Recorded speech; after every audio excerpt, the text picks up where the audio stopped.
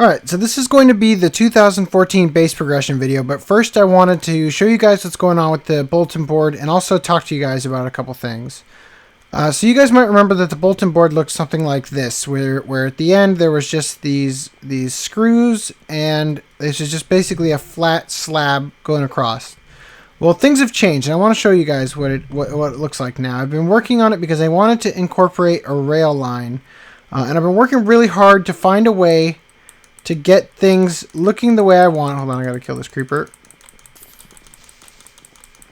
There we go. To get things looking the way that I want them to look without having the map icon show up. So this is what I wanted. And originally this was over here. And the roof didn't need to arc like this. But this is what I've had to do in order to get it looking correct for me to be able to continue doing this. And see these blue lines here? These are, in order to make it less boring, I've just been figuring out other ways to keep myself entertained. So that's what I've sort of been doing here. And I'm just going to go ahead and walk around and show you guys a little bit while you listen to something I've already pre-recorded.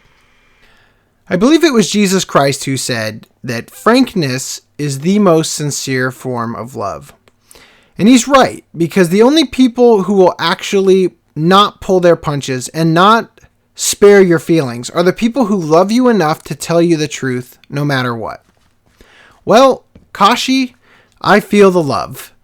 I don't know if it's because you're young or because you're Israeli, but you definitely don't pull your punches. And that is something that I'm very grateful for, having you on the server, because we need somebody like you to be able to step up and say things that need to be said, and I really appreciate that.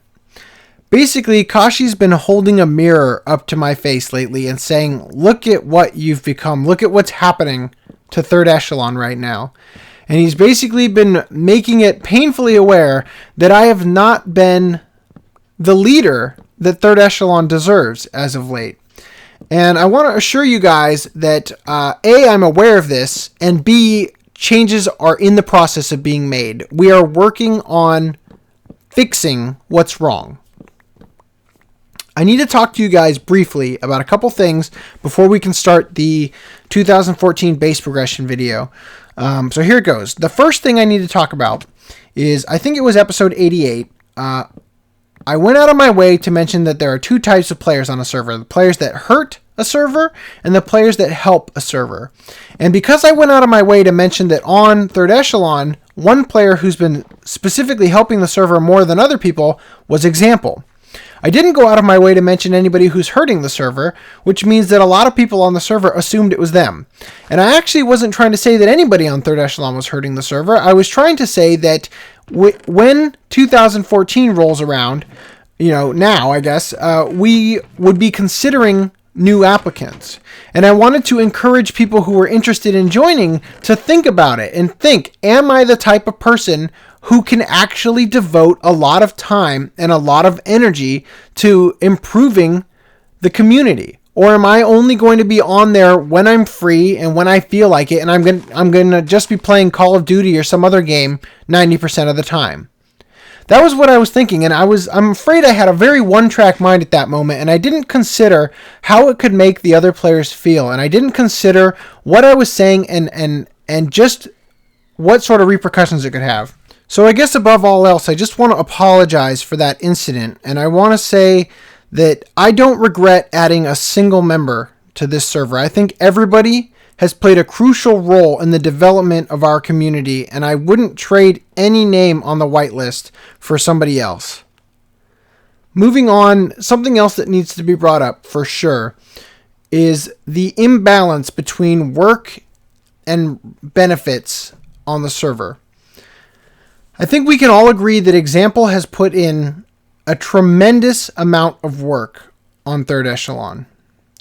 When I'm sitting in front of the computer that the server's running on, I often will look over as it starts changing, and I'll just see line after line of text that says Example was slain by such and such mob, as he's working tirelessly, losing his resources, battling through the frustration to construct all sorts of incredible farms that everybody on the server ends up using. Now, examples putting forth a lot of effort to give us a new iron farm because we're currently experiencing problems with the old one. And just the witch farm, the wither farm, the blaze farm, the skeleton farm, he's put in a lot of effort. And we need to recognize that. So when you go to the witch farm and take resources out of there, you need to be leaving something behind. You know, I see a lot of players mention, like, can I buy some of your wither skulls for a couple diamonds or something? You need to have that mentality when you take anything from somebody's base. It's not there for you. This person, whoever it may be, is grinding away hour after hour to make these resources available.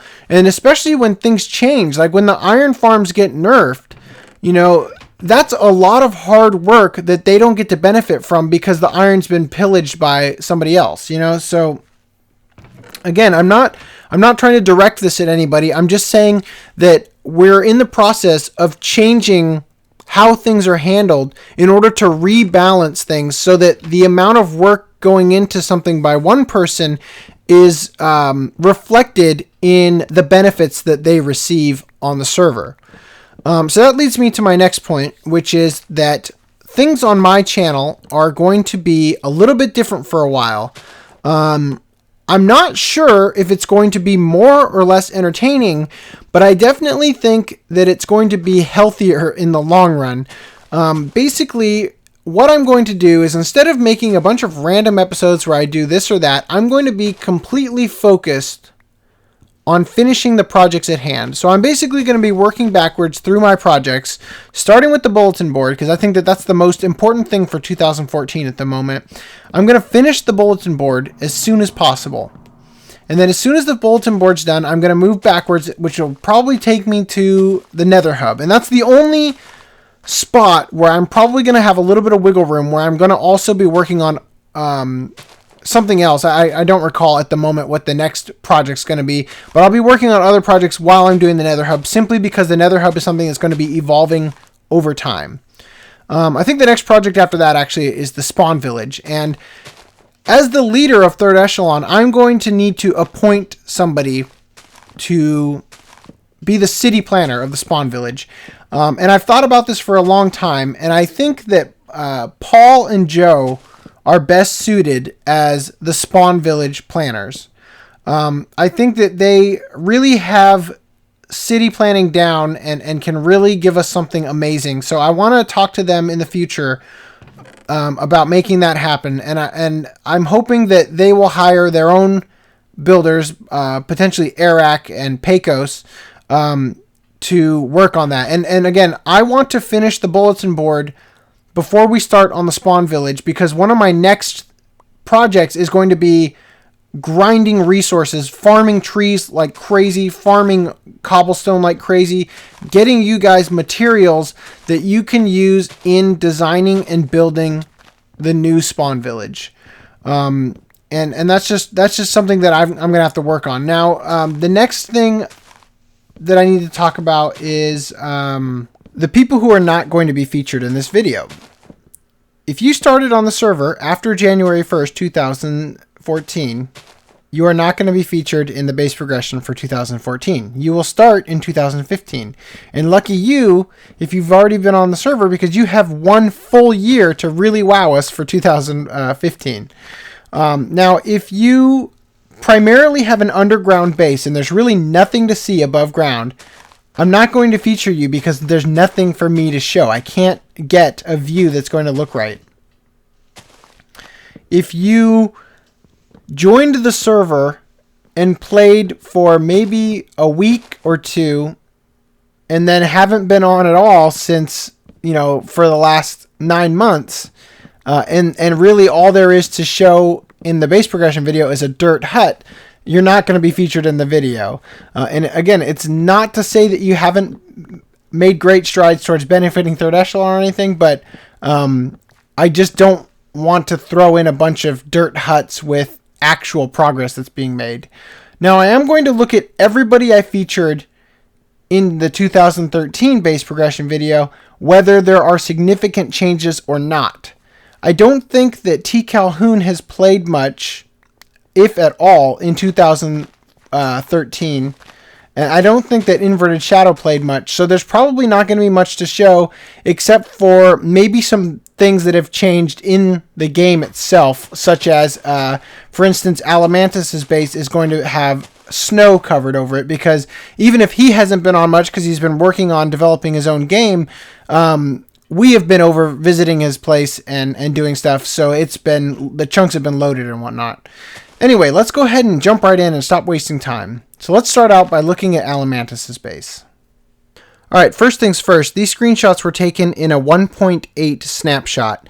The screenshots here are a different camera angle than last year's, and that's because I utilized 1.8 in order to set up command blocks that would teleport me to a specific location and looking in a specific direction.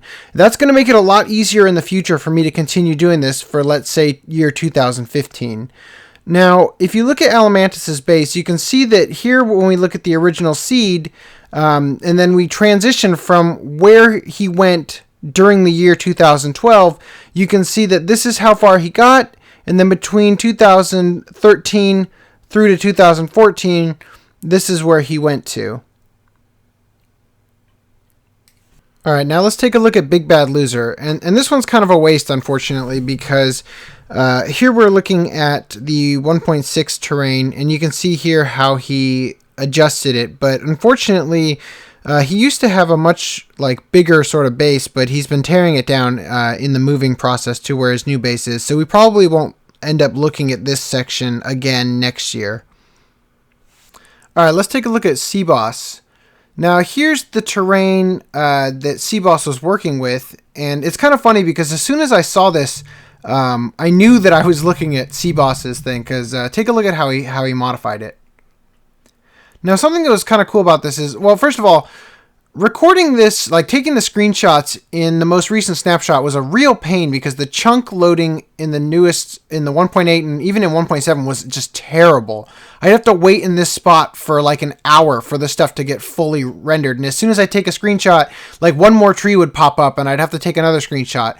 So what I started doing is I would copy the teleport code so that I could teleport back to this exact location looking in this exact angle, and I would fly around to try to manually load things and then keep teleporting back to see what else needed to be loaded. And I got to see some really awesome stuff in his base. Alright guys, next up is CubeCrafty. Now, I haven't heard from CubeCrafty in ages, and I wouldn't, I know he got accepted onto the Mithrintia server, and I wouldn't be bothered if he decided that that's where he wants to spend his time. I mean, I'm totally okay with that. But the problem is that I haven't seen a single video on his channel since he released that video announcing that he was added to the Mithrintia server. I'm just wondering what's going on. Anyway, for this one, I want you guys to look at the top right corner of this image, at the little blue water area, and I want you to look out as this transfers for some red. I have no idea how. I have some idea how, but I'm not 100% sure. For some reason, just beyond that spot, there's a huge chunk of nether generated over there. I have no idea why. CubeCrafty, if you see this and you want me to fix that, I will gladly switch that back to 1.6 terrain right there for you. Now go ahead and rewind this and watch it again so you can actually pay attention to his base actually sort of coming out of the terrain here. Alright, next we're going to look at Arak, and here you can see the original terrain, and here it is as it transfers over to what his base looks like now. I think it's pretty easy to see why I said it would probably be a good idea to have him on the building team for the new spawn village. Especially considering the fact that the old spawn village, the one I was working on, I was actually building off of screenshots that he took of a village he built with a Minecrafter named Black Soul. Actually, Black Soul's on the whitelist. I don't know if he even knows, but Eric, if you ever contact him and he wants to play, he's welcome. Alright, next up is one of the original members of 3rd Echelon. We're going to be taking a look at Inverted Shadow. Here's the terrain.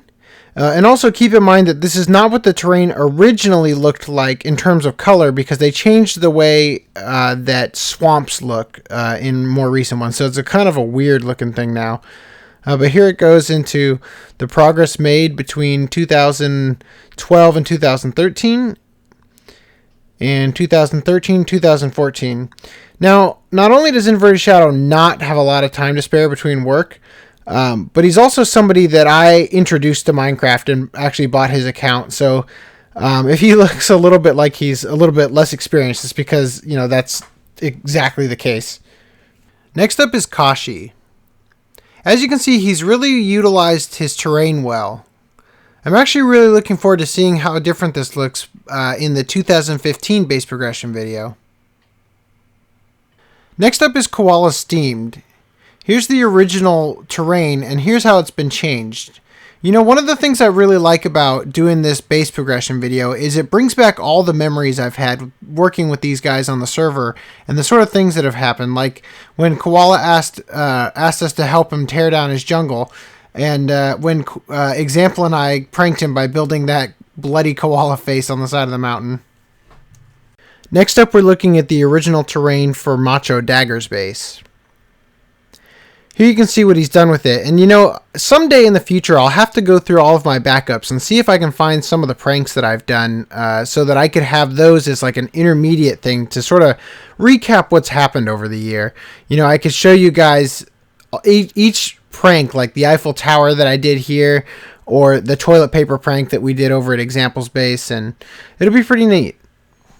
Now let's look at the 1.7 terrain that marks the start of Paul's base. And here you can see a little bit of work he's done on it. Now I want to mention that Paul actually did an entire village at another part of the server, but for this video is called base progression. That's why we don't look at spawn and we don't look at the Mushroom Island. Maybe in the future I'll start doing a special video that comes after this for other amazing builds on the server. Alright, now we get to look at Pecos' base. Here's the terrain he started with. Here's where he got to by the end of 2012. And here's where he got to by the beginning of 2014. Something that's kind of funny about this, if you watch it back, is that the fire animation, I ended up taking the screenshot at the exact same moment for both, so it actually doesn't move at all.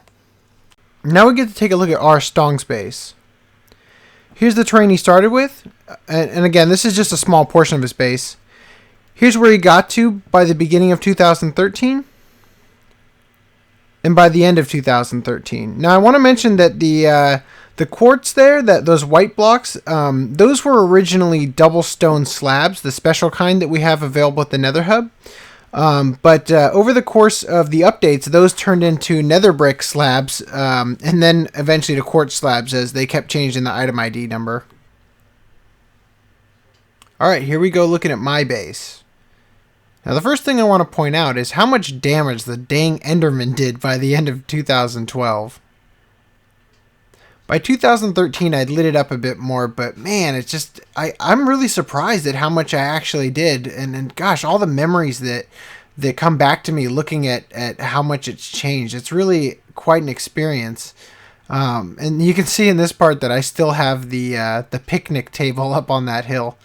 Got a lot of plans for this next year. I'm really hoping I get to spend a lot of time working on these videos with you guys. Alright, so now we're going to look at Taco's base. So here's what he worked with from the beginning. And here's where he got to by the end of the year. Now I really wish that there was a way for me to easily automate, like with a push of a button, it would just automatically start Minecraft and take a bunch of screenshots for me so I could easily set things up to work through every one of my backups, because it'd be really cool to see a building, especially one like this, and see how it's grown over time and see what's changed in the terrain and everything. And especially I'd like to see the prank I did where I built that penthouse suite. Been a lot of good memories on this server. I've had a lot of fun. Alright, so next up we're looking at T. Calhoun's base, and here's what he started with, and this next part actually really cracks me up. Here you can see where he got to by the end of 2012, the start of 2013, and then in the entire year something really strange happened. Look at right here how there's that one part that looks like it got burned down in that little village right there. Well, as it changes, it seems like that's the only thing left, was that little area that used to be burned down. I have no idea what happened, but over the course of the year, that's what changed in this spot. All right, finally, let's look at example space. So here you can see what he started with, and he's done just a ton of work on the server. Obviously I can't even show it all. Like the witch farm would have been a really great thing to look at too, but like I said, this is about bases and not about other things on the server. Maybe next year or something we'll do a little bit more than just base progressions. Now here's something interesting about his base. See, he's got that counter set up there that counts how many subscribers he has. So I tried to leave enough room for at least one more digit, and maybe he'll start building it to the left instead of to the right, because it'll be really interesting to see every year like how many subscribers he grows by each year. Alright, you guys, so that concludes the 2014 base progression video. And by the way, I'm still in my incognito skin. And I guess I didn't take out the hair in the back, but it didn't really matter for the skit. But I'm not quite sure how the new skin setup works, so I haven't figured out. I don't know if I'm going to just switch back to my old one, or, you know, Kenshiro has an asymmetrical design. I could change it up. I'm not sure yet. Feels kind of weird, the idea of changing it, but I wanted to talk to you guys real quick because number one, I wanted to talk about the bulletin board and why it's so important to me that I finish it. Well, because I feel like it's going to be one of the major things in 2014 that actually makes a difference on the server and makes people work really hard to push the community further. And what's interesting about it is that even though it's not even close to being done, I mean, like, I'm not even halfway there yet, it's already sort of started to breathe life back into the server because people have been jumping on and, you know, motivating me and delivering all sorts of resources to me. So it's really been doing its job, even though it's not even completed yet. And then the next thing I want to talk about, actually the final thing I want to talk about, is I wanted to address Alamantis directly. Because I've been looking at this spot right here. This is the casino, the Alamantisino, and I was going to ask him what he thinks about letting me build a little walkway right here that goes into a restaurant attached to the casino. Now, obviously, that's a project I can't exactly start now because I'm in the middle of another project and I've got a couple other things on my plate. But it's just something I wanted to kind of think about. So anyway, I guess I'll see you guys next time. I hope you guys have enjoyed this video, and let's get this bulletin board done. All right, see you guys in the future.